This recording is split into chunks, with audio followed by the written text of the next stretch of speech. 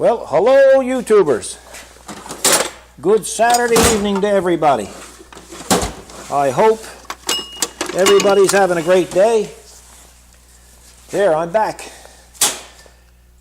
Yeah, we had a busy week. Couldn't get too many videos out. Actually, couldn't get any videos out. So we just launched the one before this one, and now this one. So we're kind of hoping for two this weekend. So hopefully now it'll work out. Got a few things there I picked up yesterday while we're in the city.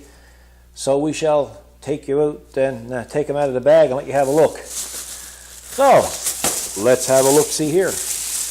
We have Battery Tender Plus on sale at Canadian Tire. I think they're 20 bucks off. Good deal. Good battery tender. I would say it's safe to say probably the best that's on the market. Another one.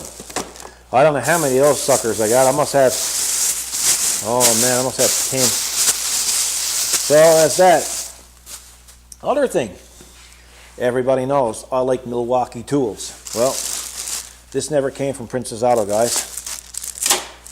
Just happened to be in the bag. And this is their LED light, work light. M18. It is part number 2361-20. Great light. Have never ever tried one, so probably going to be a good time to try it now while we have the camera on. Of course, you got to love those types of packaging where you got to cut it open. Lord almighty. You know, I mean, you need Milwaukee tools just to get some of their tools out of the packaging. So should have used a reciprocating saw to get this out. Oh my Lord, that's hard work.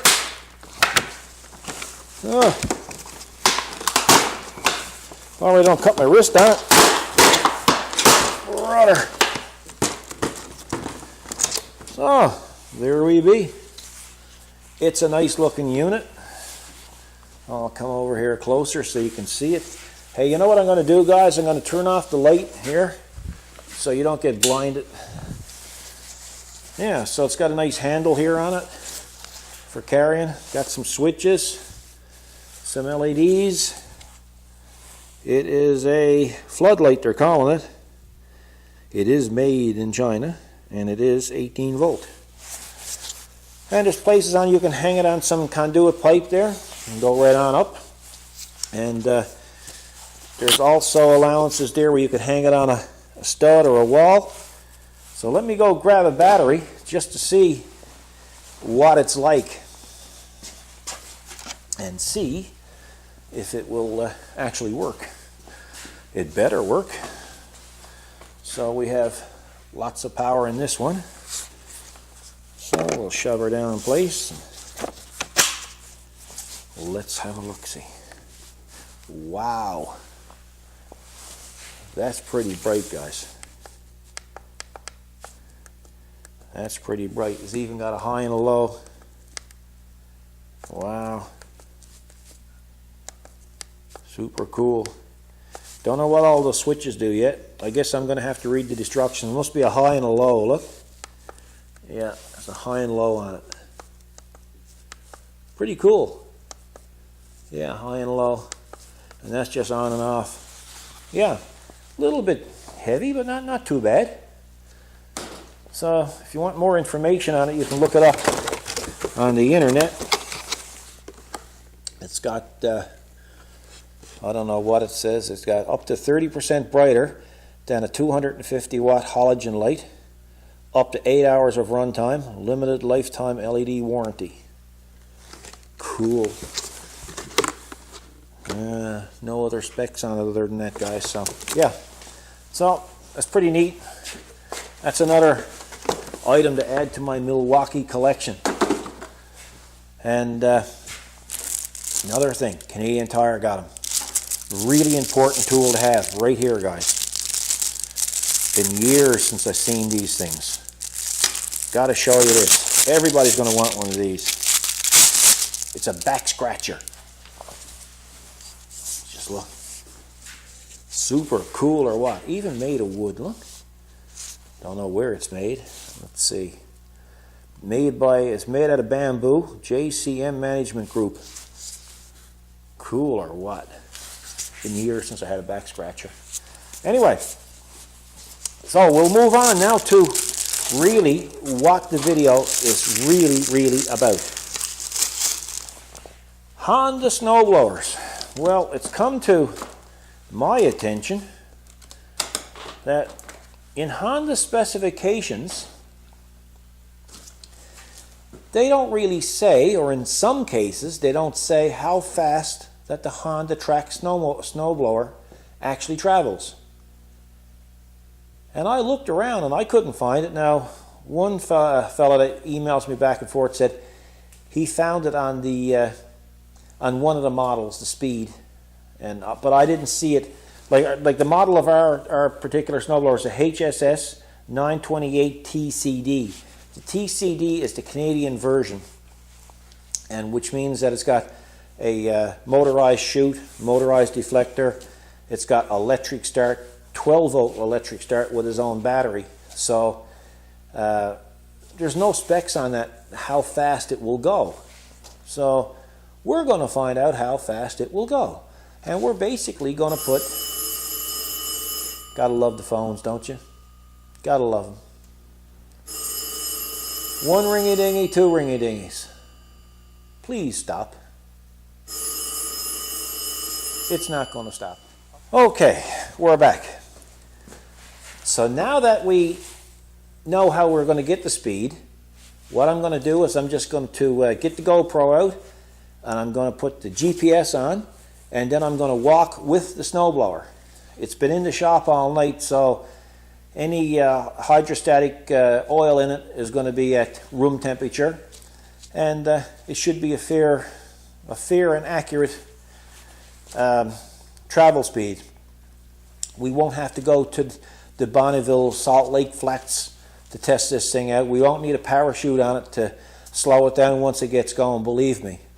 But in the meantime, this particular model, they say, Honda says that it's 8% faster than the model before it. Now, this model here is a 2015 model, so, and it's only got 2.4 hours on the clock, so it is a new machine.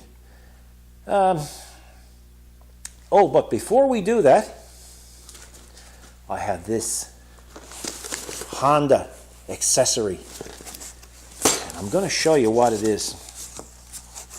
These particular snowblowers come with a regular set of skid shoes, adjusting shoes for their chute.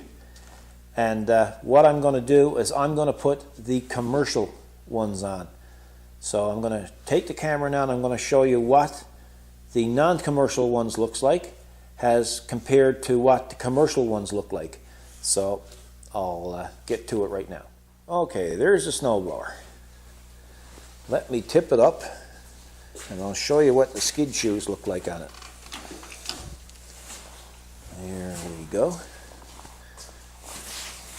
So as you can see, they're pretty thin right there on the bottom.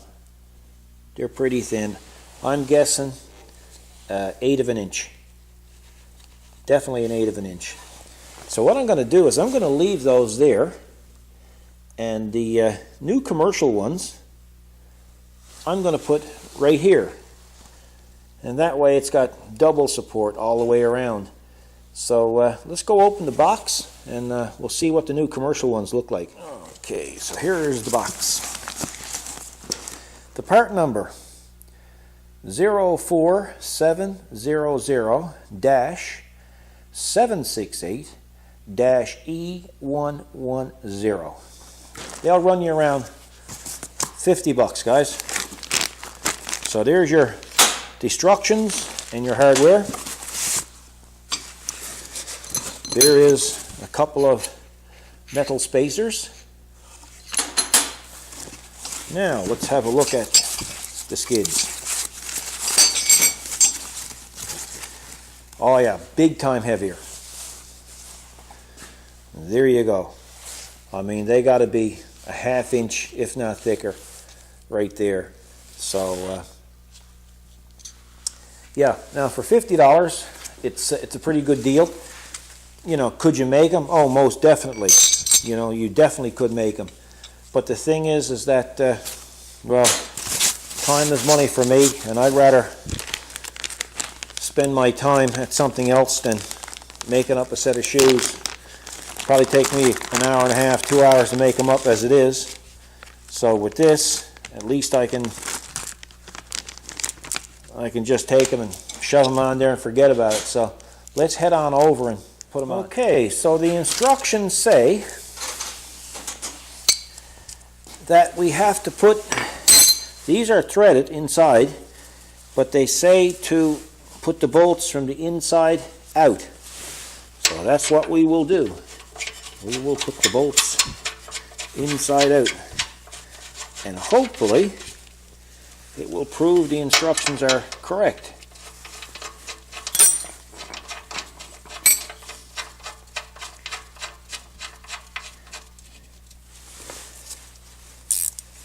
So they're a 1/2 inch or 13 millimeter.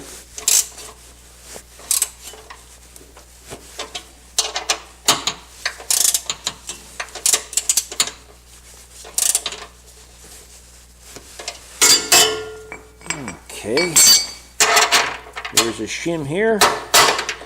Well, I'm going to tell you something. The instructions say that, but they don't give you much room there for your studs. So we're going to take them off and we're going to put them in the other way. So we're going to consider the instructions wrong for this particular model. I could use longer bolts, but I won't. They're bolted on there in through, like I figured they would go, but yeah, I guess, you know, sometimes you just can't go by the instructions, eh? Most of the time I don't even look at the instructions. So, but this time we'll do it this way. Yeah, it looks better. Of course, one thing about it, you'll be able to have to worry about the bolts going too far out the auger. So I'll do the same thing on the other side now, then we'll torque them on. Okay, so they say to torque at 17 foot-pounds, so I'll get my snap-on torque wrench out. And guys, see if I can get you looking at me here. I missed my camera lady today. So 17 foot-pounds. Let's see. 17 foot-pounds it is. So what we'll do is I'll twist it down again so you can have a look at it and see what it's going to be like. I'll lock it in here. Now I've got, I've got it torqued, or I got it laid where the cutting edge, the scraper, inside the auger is probably a 1/4 inch off the ground. That's the way I like to have it. And the skids are down in place.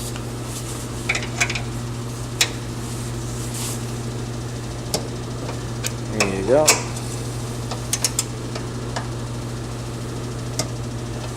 That's 17 foot-pounds. And I'll do the same thing over here.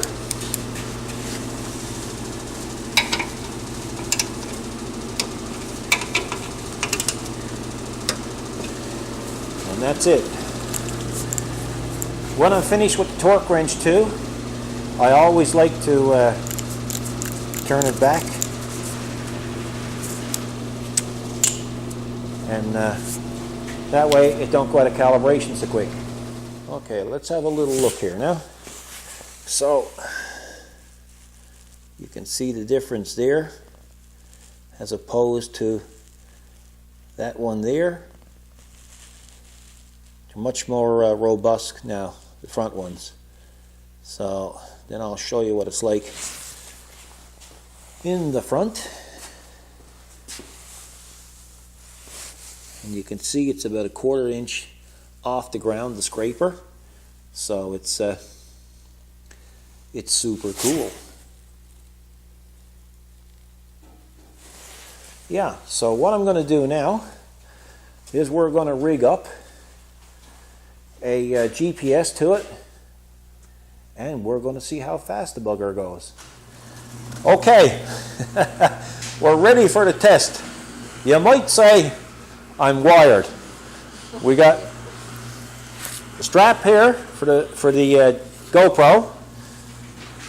We got the Garmin GPS. It is a Forerunner 301.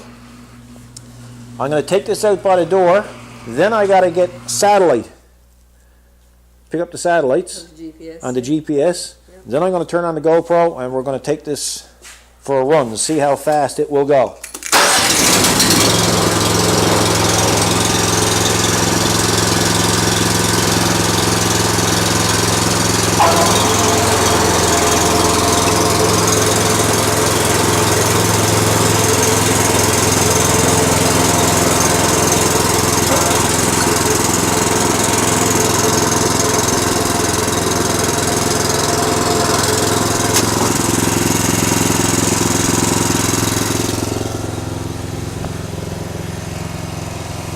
So, you might as well pause it because I had to try to find the GPS, get GPS.